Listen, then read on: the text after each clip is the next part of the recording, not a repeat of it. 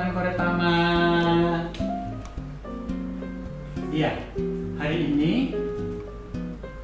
persekutuan kita masuk di dalam model yang berbeda, bukan lewat platform Zoom, juga bukan dengan platform onsite, tetapi kita mencoba satu bentuk yang baru, yaitu wawancanda podcast.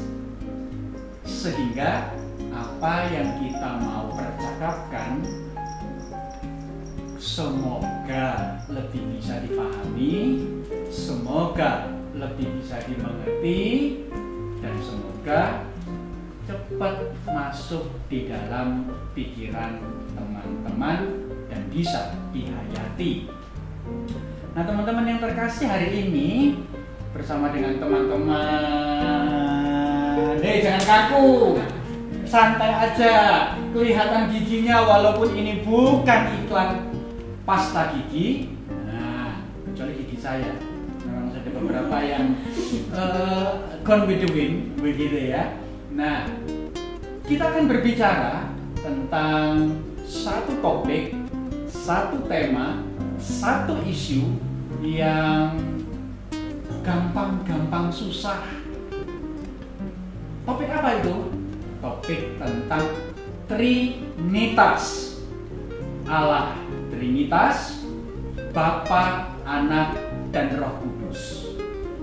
Tapi sebelum kita masuk di dalam percakapan kita, teman-teman, kita berdoa terlebih dahulu yuk. Mari kita berdoa. Siapa yang mau pimpin doa ini? Aku? Oke, yuk kita doa dulu ya. Mari teman-teman, kita berdoa. Bapa Surgawi, kami bersyukur untuk persekutuan kami pada hari ini.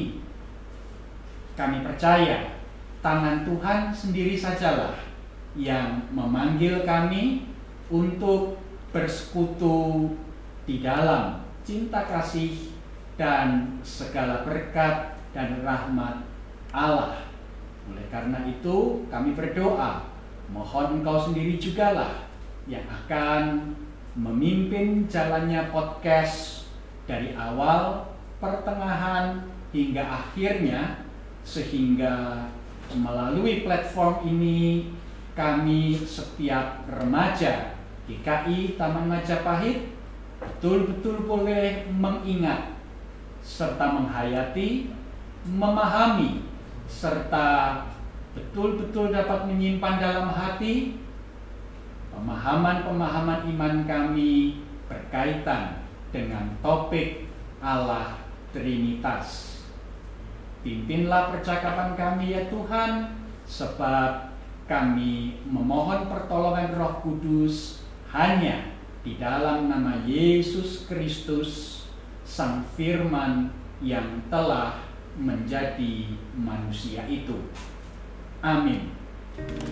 Teman-teman, di sini saya dan Mas Billy akan mencoba untuk menjawab pertanyaan-pertanyaan serta pergumulan-pergumulan yang kamu alami sebagai remaja berkaitan dengan topik pembahasan Allah Trinitas. Oleh karena itu, silakan teman-teman, kalau ada pertanyaan, kami harap kami bisa menjawab.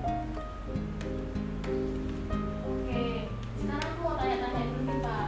Iya. Kita sekarang bahas tentang Trinitas. Kalau boleh dijelaskan nih, sebelumnya apa sih itu Trinitas? Apa itu Trinitas? Iya. Oke. Jadi teman-teman, hal pertama yang perlu teman-teman pahami tentang kata Trinitas adalah, pertama, teman-teman tidak akan menemukan kata Trinitas atau Tritunggal di dalam Alkitab. Tidak akan. Mau teman-teman baca dari kitab Kejadian, Keluaran, bilangan, imamat, ulangan terus sampai masuk perjanjian baru. Matius, Markus, Lukas sampai akhir kitab Wahyu, teman-teman tidak akan ketemu kata Tritunggal atau kata Trinitas. Tetapi ajaran tentang Trinitas itu teman-teman akan bisa dapati khususnya di dalam perjanjian baru. Baik ketika teman-teman membaca di dalam kitab-kitab Injil maupun di dalam surat-surat yang ditulis oleh beberapa rasul. Nah, teman-teman yang terkasih, itu hal pertama, fakta pertama tentang kata Trinitas. Fakta kedua, ketika kita berbicara tentang Trinitas, maka kita sedang berbicara tentang siapakah Allah. Nah, ketika kita berbicara tentang siapakah Allah, ada premis yang perlu dipahami. Premis itu apa tuh? Dalam matematika pernah dengar ya kata premis ya? Apa tuh premis itu? Unsur, kira-kira begitu ya. Prinsip ya. Apa sih prinsipnya? Bahwa Allah tidak terbatas, sementara otak kita terbatas.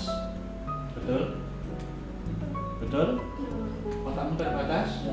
Otakmu terbatas? Demikian juga dengan otakku. Otak kita sama-sama terbatas ya Mas Billy ya? Iya. Sementara Allah tidak terbatas. Amin? Amin? Ya. Oleh karena itu, yang tidak terbatas tidak bisa dimasukkan pada yang terbatas. Karena kalau yang tidak terbatas dimasukkan pada yang terbatas, yang terjadi adalah apa? Yang terbatas meledos, yang terbatas meledak. Ya, karena tidak muat, tidak cukup, tidak bisa. Atau kalaupun bisa masuk, berarti itu apa? Tidak terbatas. Tidak terbatas. Minus tambah minus sama dengan negatif tambah negatif positif. Iya dong. Kan iya kali ya. Namanya saya teolog bukan matematika.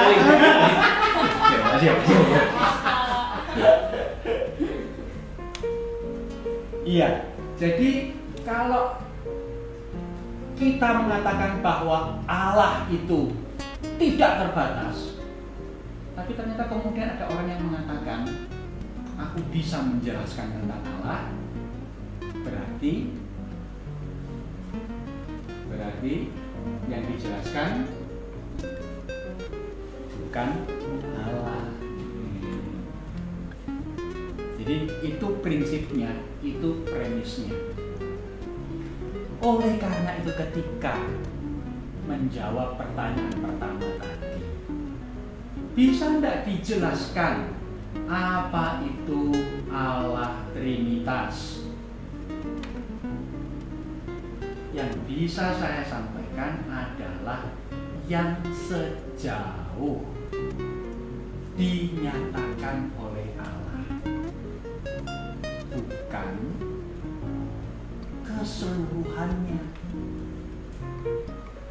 Itu berarti ada hal-hal yang sifatnya misteri dari Allah. Kita nggak bisa dan jangan coba-coba untuk memasukkan di dalam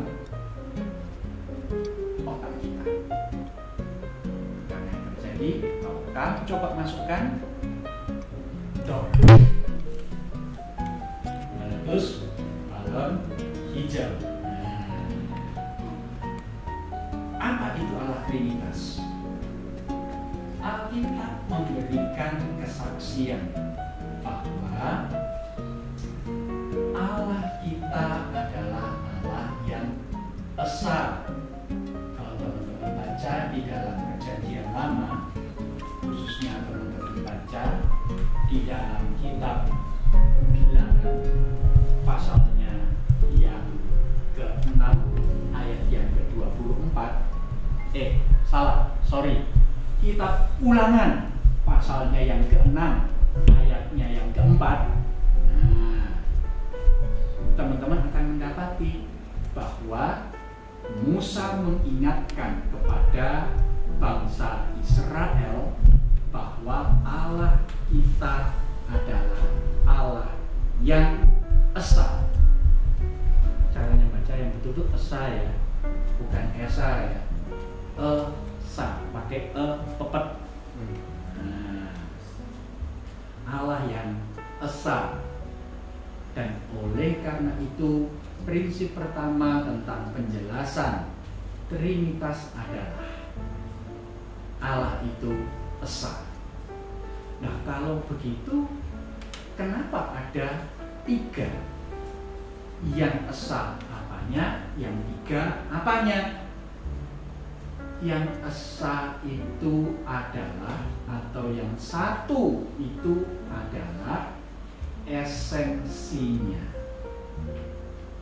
Esensi Allah itu satu.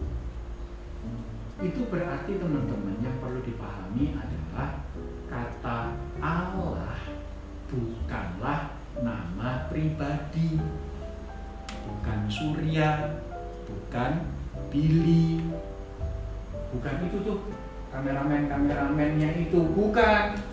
Nah, siapa menjadi kameramennya? Joni atau Dono, Kasino, Indro, bukan nama-nama pribadi. Allah itu menunjuk pada nama jenis, ya. Allah. Kalau begitu yang 3 apanya? 3-nya itu pribadi. Pribadinya 3. Bapa, Anak, Roh Kudus. Allah Trinitas, Bapa, Anak, Roh Kudus. Satu esensi, yaitu keilahiannya, dan 3 pribadi,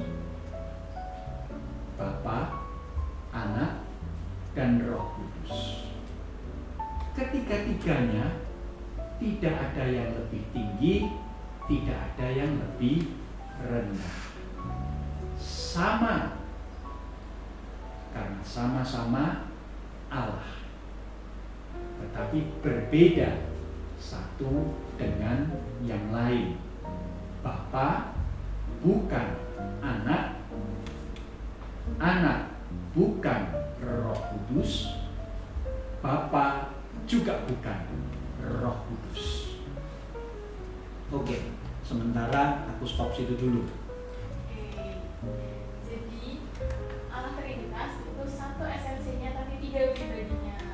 Mungkin buat ada pertanyaan-pertanyaan selanjutnya nih yang mau ditanyakan, boleh nih Lisa? Lilis.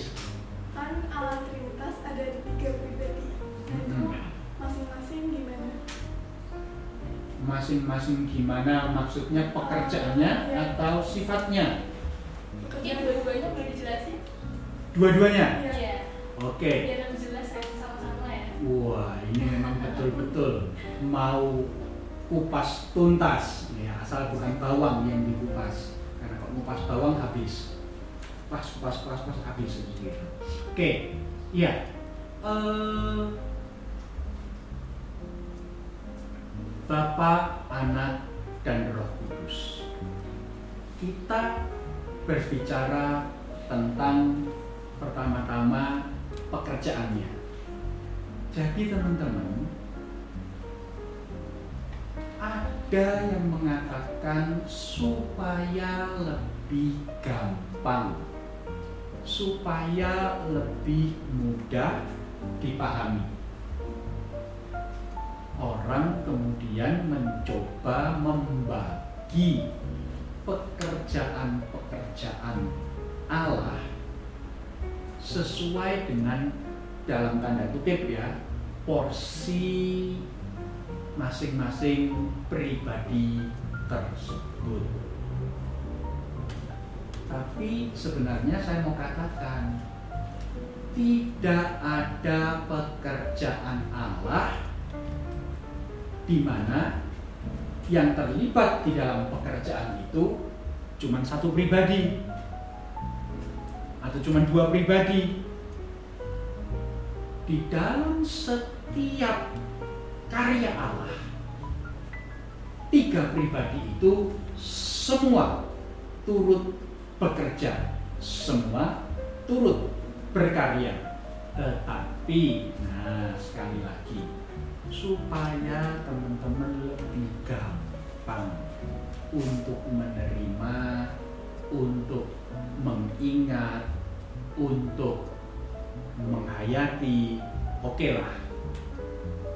Misalkan kita berbicara tentang kisah penciptaan, teman-teman baca di dalam kisah para rasul, dalam kitab Kejadian pasalnya yang pertama, ayat yang pertama sampai dengan pasal yang kedua, ayat yang keempat-a, maka teman-teman akan mendapati sebuah kisah penciptaan.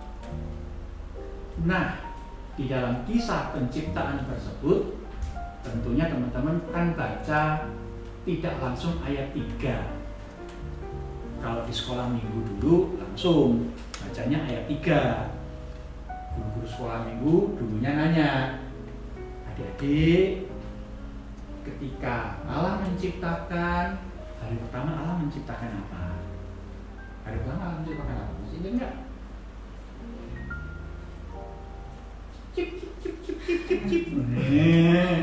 Allah menciptakan terang, ya, maka terang itu jadi, itu ayat 3, ya. Nah, kali ini karena kamu sudah remaja, tak ajak untuk membaca ayat 1 dan ayat 2, karena ayat 1 dan ayat 2 adalah bagian pembukaan. Apa yang ada di sana? Dikatakan Kejadian 1 ayat 1 dan ayat 2, pada mulanya Allah menciptakan langit dan bumi. Bumi belum berbentuk dan kosong. Samudra raya menutupi bumi dan roh Allah melayang-layang di atas permukaan air. Nah, teman-teman yang terkasih, dari ayat 1 dan ayat 2 Kejadian 1 kita mendapati bahwa Allah menciptakan alam semesta, mengubah dari situasi kondisi belum berbentuk dan kosong menjadi situasi yang baik, situasi yang indah, situasi yang teratur. Nah, siapa yang bekerja? Siapa yang berkarya? Di sini banyak orang lebih gampang memahami yang berkarya adalah Allah Bapa. Pribadi pertama Allah Trinitas, yaitu Bapa. Tapi, nah ada tapinya. Kalau baca ayat yang kedua, ada kalimat, ada frasa, roh Allah melayang-layang di atas permukaan Tuhan air. Ya, itu roh. Berarti pribadi keberapa? 3. Iya. Jadi teman-teman lihat ya, betul memang secara umum kita memahami Bapa yang mencipta, tetapi ternyata Alkitab, firman Allah mengatakan di situ pribadi ketiga Allah Trinitas yaitu Roh Kudus juga hadir di dalam karya penciptaan. Lalu kemudian Allah berfirman. Allah berfirman. Firman itu berarti adalah perkataan, dan itu berarti adalah pribadi kedua Allah Trinitas sesuai dengan Yohanes 1 ayat 1. Pada mulanya adalah firman. Firman itu bersama-sama dengan Allah dan firman itu adalah Allah. Keren ya? Cuman di dalam satu bagian kisah penciptaan, orang seringkali berpikir bahwa yang mencipta itu Allah Bapa, pribadi pertama, Allah Trinitas. Tapi ternyata kalau kita baca Alkitab dengan teliti, pribadi kedua ada, pribadi ketiga ada juga. Nah, kira-kira gitu contohnya. Jelas banget ya teman-teman, gimana sifat, gimana pekerjaannya masing-masing pribadi. Nah, selain kita bahas tentang Trinitas, kita kan temanya hari ini The Trinity, Trinity and Divergent. Nah, kita bahas juga tentang perbedaan. Nah, ada pertanyaan nih. Keragaman adalah karunia Tuhan. Nah, bisa dijelaskan gimana sih maksudnya? Kok bisa keragaman menjadi karunia Tuhan? Kok bisa keragaman menjadi karunia Tuhan? Oke. Seperti sudah saya sampaikan tadi, bahwa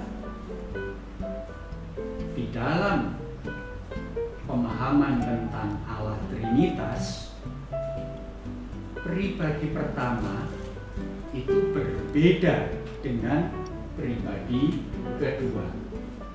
Pribadi kedua itu berbeda dengan pribadi ketiga. Demikian pula pribadi pertama berbeda dengan pribadi ketiga. Bapa berbeda dengan anak, anak berbeda dengan Roh Kudus, Bapa berbeda dengan Roh Kudus. Tetapi tidak ada yang lebih tinggi, tidak ada yang lebih rendah. Nah, sebelum saya masuk menjawab pertanyaan tentang perbedaan itu lebih lanjut, saya sebenarnya juga ingin tahu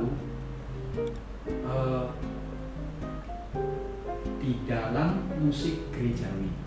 Nah, ini berarti bagiannya Mas Billy. Lagu apa sih di dalam tradisi kita yang mengajarkan tentang Allah Trinitas? Kalau itu seperti yang teman-teman pada dengar ya, yang udah dinyanyikan ulang oleh JPCC kalau nggak salah, yang suci. Oke.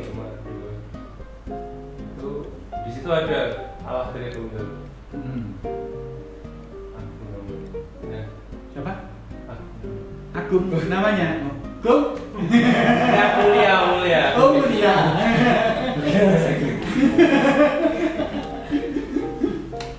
Jadi dipuji, dimuliakan. Oke. Ada yang lebih spesifik dari lagu itu?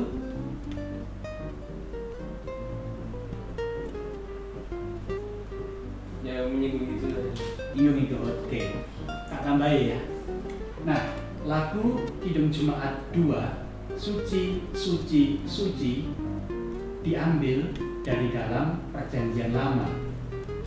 Teksnya dalam Yesaya pasalnya yang ke-6, ayatnya yang pertama sampai dengan ayat yang ke-8, khususnya ayat yang ke-4 dan ayat yang ke-5. Pada waktu itu Yesaya mengalami satu pengalaman rohani yang luar biasa, yaitu ia mendapatkan penglihatan, ia mendapatkan satu tangan Tuhan yang menyingkapkan mata rohaninya, dan di dalam tahun matinya Raja Uzia, nah itu Yesaya 6 ayat 1, aku melihat Tuhan duduk di tempat yang maha tinggi, ujung jubahnya memenuhi bait suci, dan kemudian para serafim, malaikat Allah itu menyanyi, memuji Allah dan berkata, suci, suci, suci. Jangan kemudian ketika kalian nyanyi sambil ngawe-ngawe ya, suci, suci, suci. Itu mamahnya teman kita, ya, Bu Suci. Bukan itu. Maksudnya suci, suci, suci itu 3 kali ya? Iya. Suci, suci, suci 3 kali ya. Nah, apa yang dinyanyikan oleh para malaikat itu menunjuk masing-masing kepada satu pribadi. Baik Bapa, baik Anak maupun Roh Kudus, ketiganya itu suci. Oleh karena itu di bagian bait pertama Kidung Jemaat 2, suci, suci, suci, Allah Tritunggal, agung namamu. Kira-kira begitu. Nah, teman-teman yang terkasih dalam Tuhan Yesus Kristus, ketika kita berbicara tentang Allah Trinitas, betul, Bapa, Anak, dan Roh Kudus berbeda. Ketika mereka mencipta alam semesta ini, mereka mempergunakan diri mereka, keberbedaan yang ada di dalam persekutuan Bapa, Anak, dan Roh Kudus itu sebagai model, sebagai pola bahwa ciptaan-ciptaan yang ada di dunia ini saling berbeda satu dengan yang lain. Itu sebabnya kemudian kalau teman-teman baca di dalam Kejadian 1 ayatnya yang ke-26, Allah berkata, marilah kita menciptakan manusia menurut gambar dan rupa kita, maka diciptakannya lah dia. Kata yang dipakai adalah dia. Maka diciptakannya lah dia, laki-laki dan perempuan diciptakannya mereka. Nah, jadi teman-teman,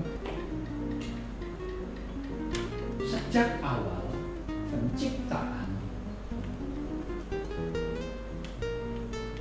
Allah sudah mendesain segala sesuatu yang Ia ciptakan di dunia ini berbeda satu dengan yang lain menurut pola yang ada di dalam diri Allah sendiri.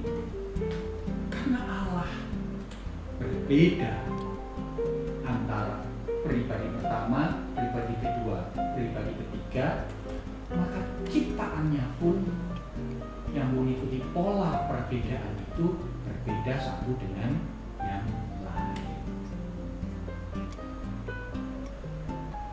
Kira-kira begitu. Itu sebabnya wajahku, nah lebih enak gitu daripada rupamu, kan nggak boleh, nggak elok nih kayak gitu. Wajahku, nah, berbeda dengan wajahmu, berbeda dengan wajahmu dan wajahmu. Karena nek podo kalian bisa ngomong, semua laki-laki sama saja. Wah, saya tersanjung karena itu berarti saya persis Kevin Costner, saya persis dengan Ronaldo. Iya, laki-laki sama saja. Tertarik dengan kata-kata Bapak tadi, di mana Bapak kan ngomong berbeda karena Allah ini juga berbeda, jadi menyontohkan dirinya. Nah, apakah Allah Bapa, Allah Anak, dan Allah Roh Kudus ini memiliki perwujudan? Oke. Jadi perbedaannya itu seperti apa, gitu kan? Ya, mungkin kalau dari Bapak kan tadi kan memang kita tidak bisa mempelajari tentang Allah karena bukan kapasitas kita sebagai manusia.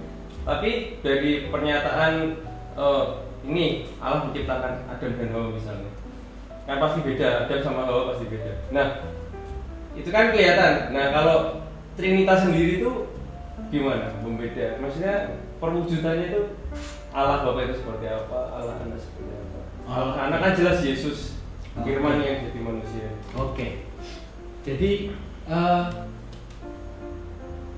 hal yang perlu aku tanggapi dari pertanyaan Mas Billy dulu. Pertama, cara kita menyebut Allah Trinitas. Ya. Saya memahami maksud baik Mas Billy dan saya memahami maksud baik semua orang Kristen yang mencoba menyebut dengan istilah Allah Bapa, Allah Anak, dan Allah Roh Kudus. Tapi bagi mereka yang nggak Kristen, kemudian bertanya-tanya Allahnya ada berapa? Allah Bapa, Allah Anak, Allah Roh Kudus. Berapa Allah? 3. Padahal satu. Nah, jadi saya perlu ingatkan teman-teman, bahkan di dalam penyebutan sekalipun kita perlu hati-hati, perlu berhikmat. Supaya apa? Orang yang mendengar omongan kita tidak mispersepsi, tidak salah nangkep. Allahnya orang Kristen 3, Allah Bapa, Allah Anak, Allah Roh Kudus. Berapa kali nyebut kata Allah? 3. Itu kan salah persepsi, ya? Salah nangkep, gagal paham, ya kan? Usul saya dan usul beberapa teman pendeta, sebutlah Allah Trinitas, Bapa, Anak, Roh Kudus. Dan itu yang saya sering kali ucapkan, juga saya cantumkan di dalam tata ibadah kita. Kenapa? Supaya teman-teman terbiasa mengalami habituasi, terbiasa menyebut Allah Trinitas, Bapa, Anak, dan Roh Kudus. Ayo, teman-teman ikut nggak kebaktian umum secara online?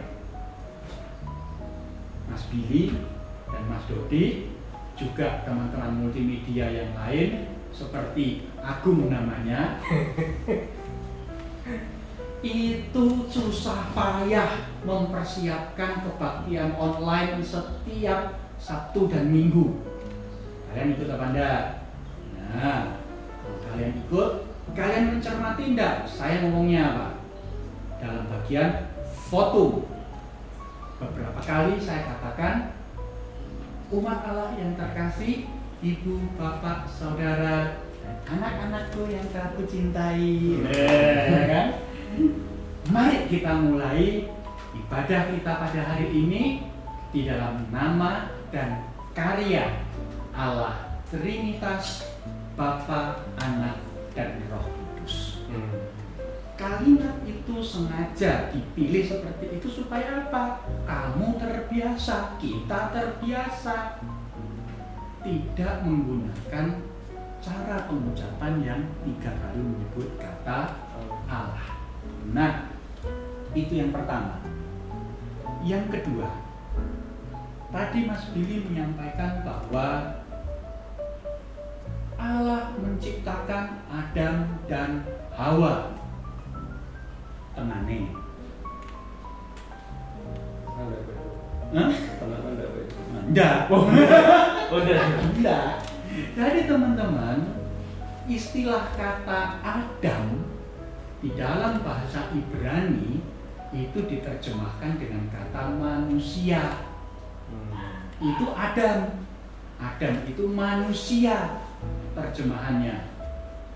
Kamu Adam? Iya. Aku Adam. Nah, kamu Adam bukan? Iya, kamu Adam bukan? Iya. Itu berarti kata Adam adalah nama jenis, bukan nama person, bukan nama pribadi. Padanannya kata Adam itu dengan kata Adamah. Apa Adamah itu? Tanah. Hal itu dimaksudkan supaya orang, manusia ingat asalnya dari tanah. Kamu berasal dari tanah dan akan kembali menjadi tanah. Berarti Allah tidak menciptakan Adam dan Hawa.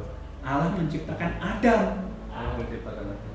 Nah, itu sebabnya tadi dikatakan dalam Kejadian 1 ayat 26, marilah kita menciptakan Adam itu menurut gambar dan rupa kita, diciptakannya dia. Nah, makanya tadi aku menekankan kata dia, gitu ya, karena menunjuk kepada manusia. Diciptakannya dia laki-laki dan perempuan. Satu Adamnya. Yang berbeda apa? Laki-laki dan perempuan. Di situ cerminan keberbedaan dari Allah Trinitas.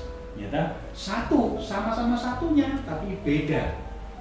Apa? Laki-laki dan perempuan. Nah, teman-teman, kalau kamu baca Kejadian 1 dan Kejadian 2, kamu tidak akan menemukan kata Hawa. Cek dalam Alkitabmu. Tidak ada. Kata Hawa sebagai nama diri, nama pribadi, itu baru keluar dalam Alkitab di dalam Kejadian 3 ayat yang ke-20. Apa itu? Kisah kejatuhan manusia dalam dosa.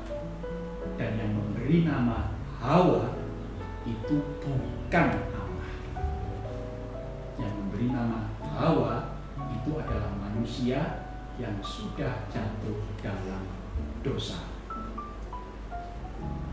Itu hal kedua yang mau saya tanggapi. Ketiga, berkaitan dengan pertanyaannya, perwujudannya itu seperti apa? Nah,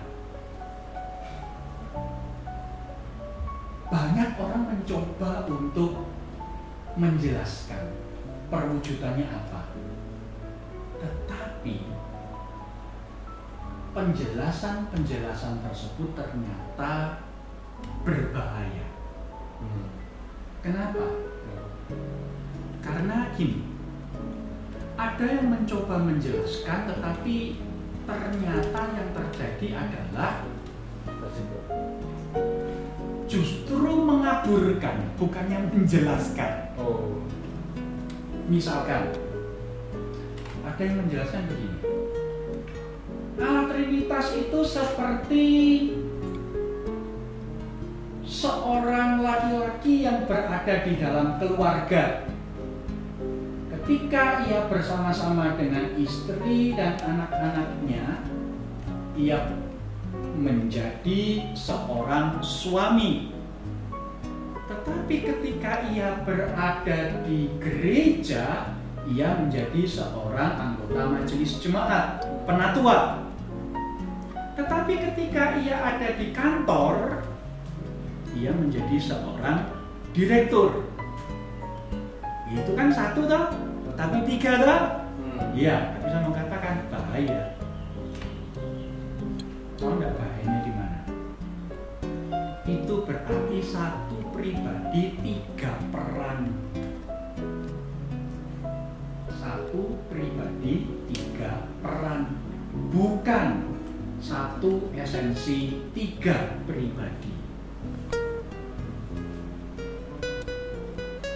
Ketika penjelasan seperti itu coba diaplikasikan, diterapkan di dalam kisah penyaliban Tuhan Yesus. Katakanlah kisah ketika Tuhan Yesus berdoa di Taman Getsemani. Ya, berdoa. Dan Tuhan berdoa sama siapa? Yesus berdoa kepada siapa? Bapa. Betul? Iya, betul. Lah kalau dia jadi satu pribadi, itu kan berarti dia ngomong sama dirinya sendiri. Iya. Kalau orang ngomong sama dirinya sendiri berarti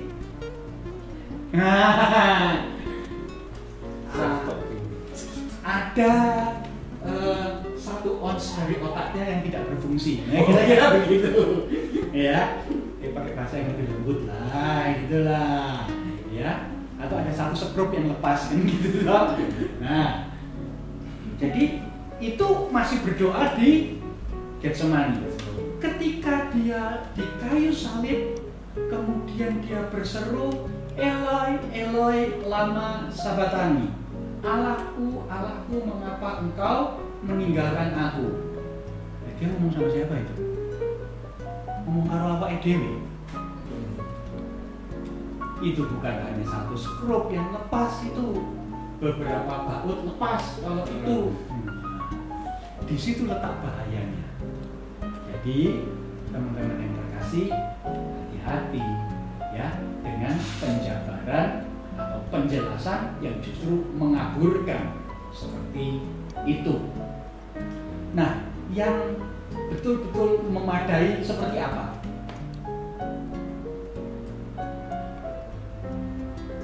Jadi teman-teman, saya mau memberi contoh, tapi tidak bisa sempurna. Ya, tidak bisa sempurna. Kamu pegang apa itu? Kamu pegang apa itu? Ada berapa handphone? 1 apa 2? 2 apa 1? Hah? 1. Hah? 1 apa 2? Hah? 2, 1. Hah? Oke. Kamu di mata pakai apa? Kamu pakai? Aku pakai? Oke, ada berapa kacamata?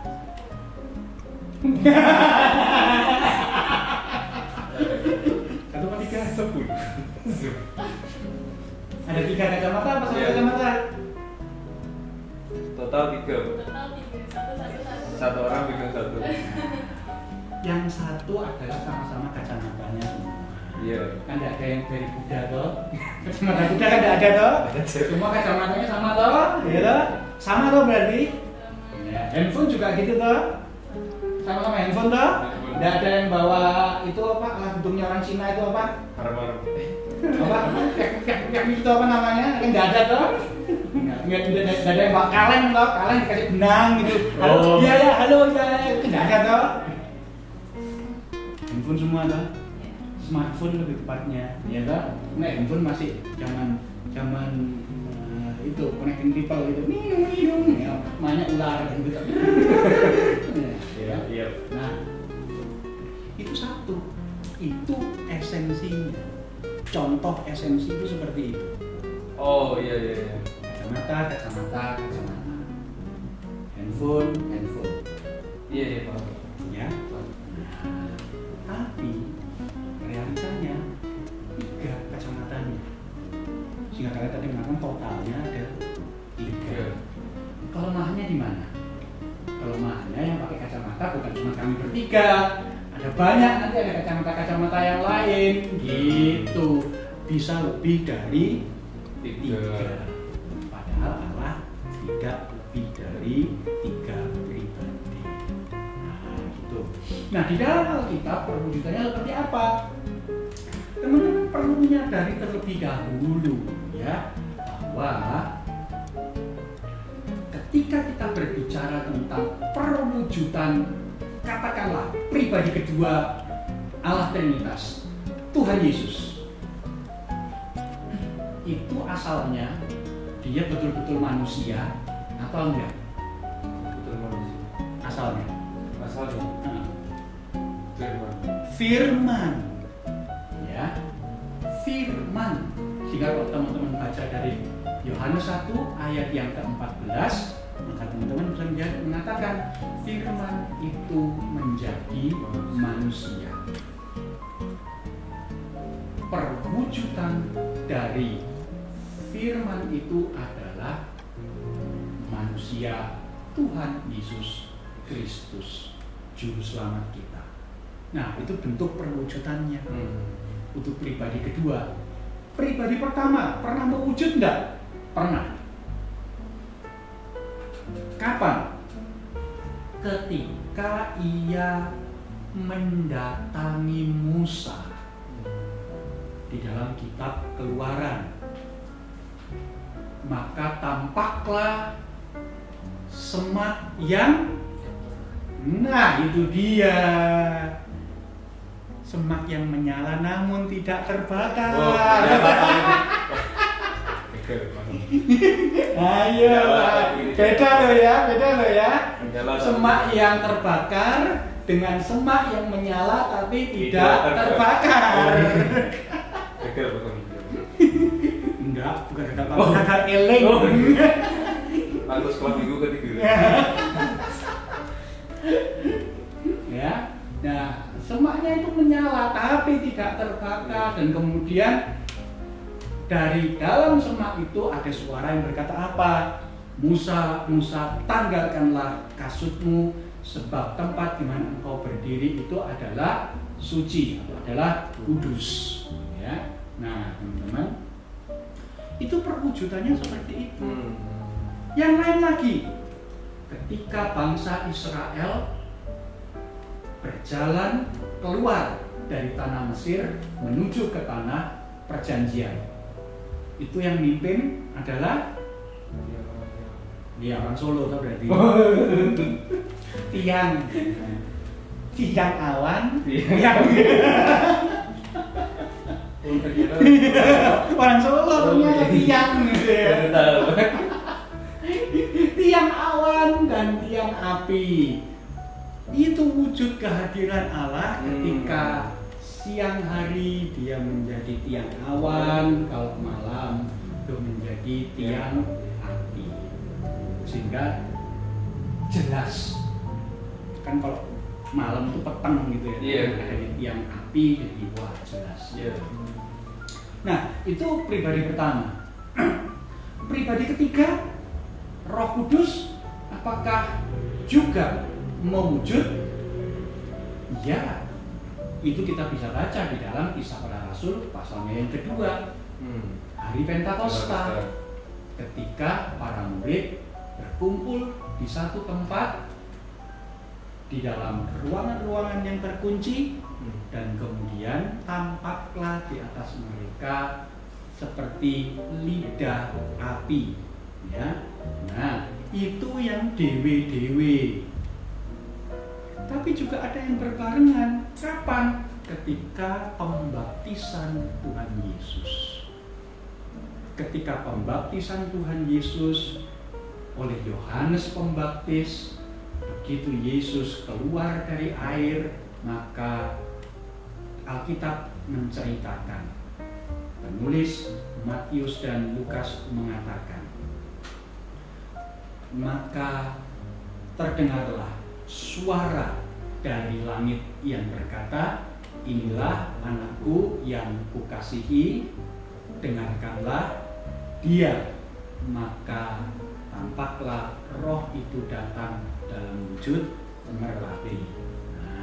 Jadi teman-teman, baik secara pribadi satu persatu maupun sebagai satu persekutuan, satu kesatuan Allah Trinitas, ketiga-tiganya pernah menampilkan diri, pernah memperlihatkan wujud mereka kepada manusia.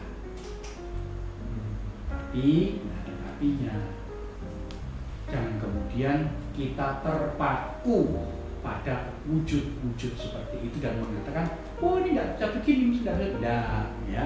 Tapi itu oke lah untuk sementara seperti itu dulu. Misal alur logikanya kayak gini Pak. Pernah nonton Power Rangers nggak? Iya. Power Rangers itu kan ada 5 nih. Terus ketika mereka jadi yang gede, itu kan jadi satu. Iya. Misal dianalogikan kayak gitu bisa nggak? Itu kan 5 orang, tapi mereka jadi satu Megazord gitu. Oh iya, Megazord. Kayak gitu bisa nggak? Analogi kayak gitu bisa? Enggak. Nggak bisa ya? Nggak bisa karena Megazord itu kan nggak bisa tangannya jalan sendiri.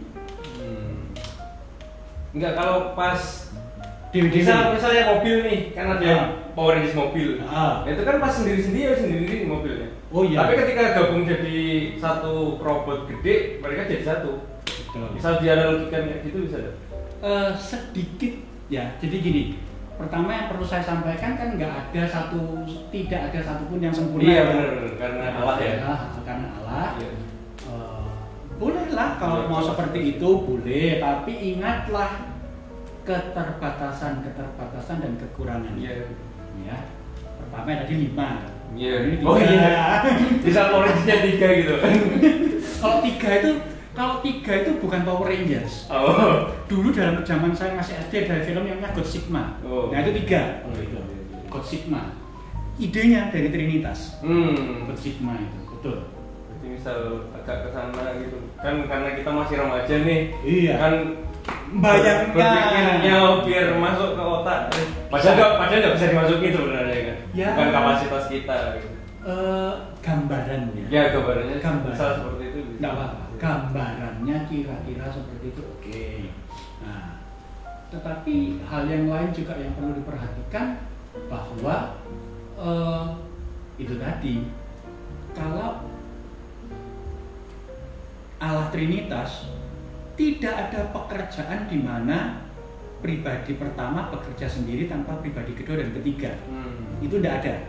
Sementara kalau God Sigma, Power Rangers itu bisa sendiri-sendiri.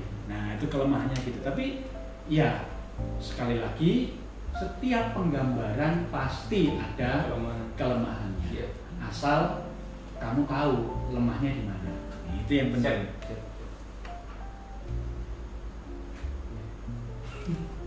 Gimana teman-teman? Tambah ngerti atau tambah bingung? Terlalu banget dong penjelasannya, cukup jelas dan bisa dipahami kan. Oke. Sekarang kita backing topik, mungkin bisa masih ada pertanyaan yang mau ditanyakan? Iya, apa nih? Tadi kita masih ngomongin keragaman. Nah, hubungan keragaman sama Allah Trinitas itu apa? Hubungan keragaman dan Allah Trinitas. Ya, Allah Trinitas tidak menciptakan keseragaman. Tetapi Allah Trinitas menciptakan dan memelihara keberagaman. Dan oleh karena itu teman-teman, ketika kita menghayati, mengimani Allah Trinitas, di situ menjadi panggilan kita untuk juga melihat keberbedaan teman-teman. Dalam arti begini, saya biasa menggunakan istilah keunikan. Allah Bapa unik, berbeda dengan Allah Anak.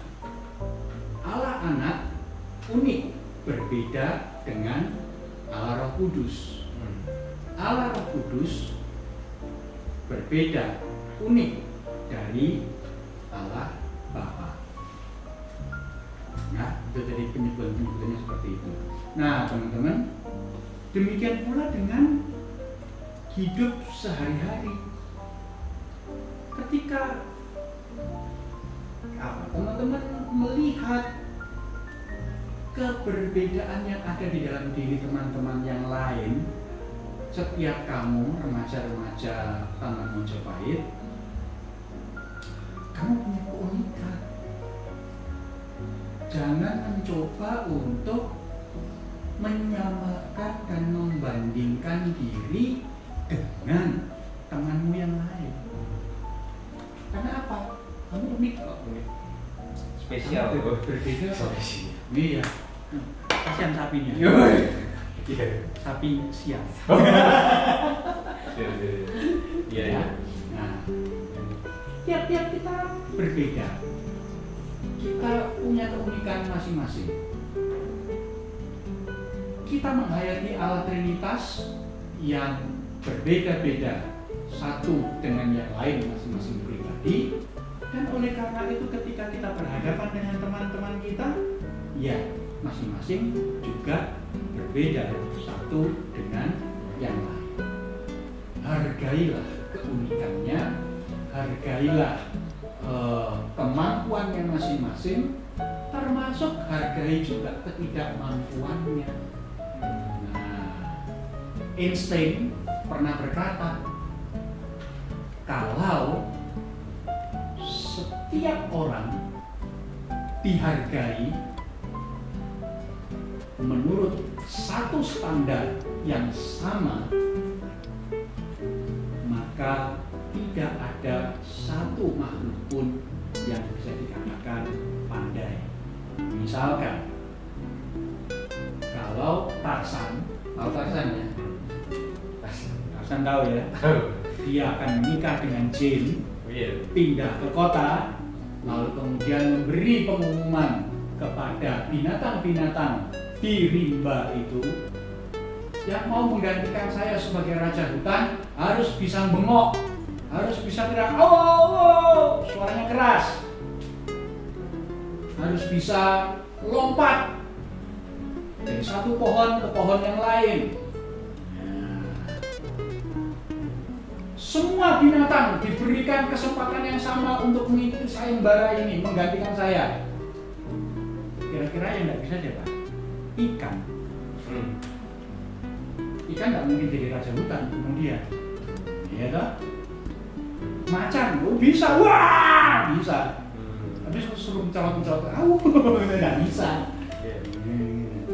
Jadi masing-masing punya keunikan, masing-masing punya perbedaan.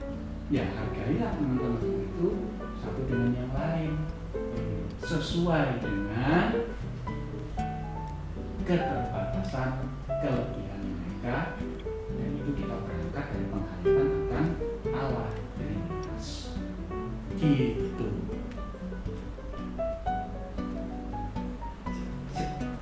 Unik banget sih, mantap. Oke, gimana tadi tentang penjelasan mengenai, kita sudah dijelaskan tentang ada Trinitas, kita juga sudah dijelaskan tentang bagaimana keragaman, bagaimana cara kita menyikapinya juga. Nah, terima kasih banget buat Pak Surya, sangat jelas banget di firman-Nya, kita semua jadi lebih mudah lagi, lebih mengerti. Ya, semoga mudeng ya, bukan mubeng ya. Mudah Pak. Mantap. Buat menutup sesi percakapan pada hari ini, boleh dong Pak Surya minta tolong buat tutup tadi dalam doa. Oke, teman-teman, kita berdoa ya. Mari kita berdoa. Ya Allah yang hidup, Allah Trinitas, Bapa, Anak, dan Roh Kudus, kami bersyukur bahwa Engkau ciptakan menurut gambar dan rupa Allah, sehingga hidup kami pribadi lepas pribadi unik, berbeda satu dengan yang lain. Dan oleh karena itu ya Bapa Surgawi, kami berdoa memohon Engkau mampukan kami pertama-tama untuk menghargai keunikan dan keberbedaan kami dibandingkan dengan teman-teman yang lain. Engkau telah meletakkan kelebihan-kelebihan dan kekurangan-kekurangan di dalam kehidupan kami, supaya kami tumbuh menjadi remaja yang unik, yang tidak sama dengan teman-teman kami yang lain.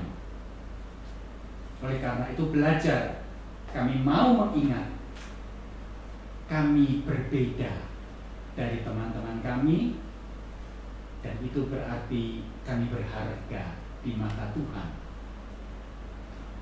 Ajarlah pula kepada kami ya Bapa Surgawi untuk menghargai keberbedaan yang ada di antara teman-teman kami. Apapun keunikan mereka, kelebihan mereka, bahkan keterbatasan dan kekurangan mereka, ajarlah kepada kami untuk menerima keberadaan mereka, sehingga kelebihan kami boleh menutupi kekurangan teman-teman kami. Demikian pula dengan kelebihan teman-teman kami boleh menopang dan menutupi kekurangan kami. Terima kasih Bapa. Inilah doa kami dalam nama Tuhan Yesus, Juru Selamat kami yang hidup, Gembala kami yang baik, sahabat kami yang setia, kami berdoa. Amin.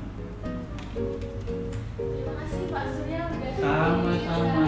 Terima kasih Mas Billy juga. Makasih buat Lisa. Kita mau bertemu lagi di sesi-sesi selanjutnya ya di minggu depan. Oke, sampai jumpa. Tuhan berkati. See you. Tuhan berkati.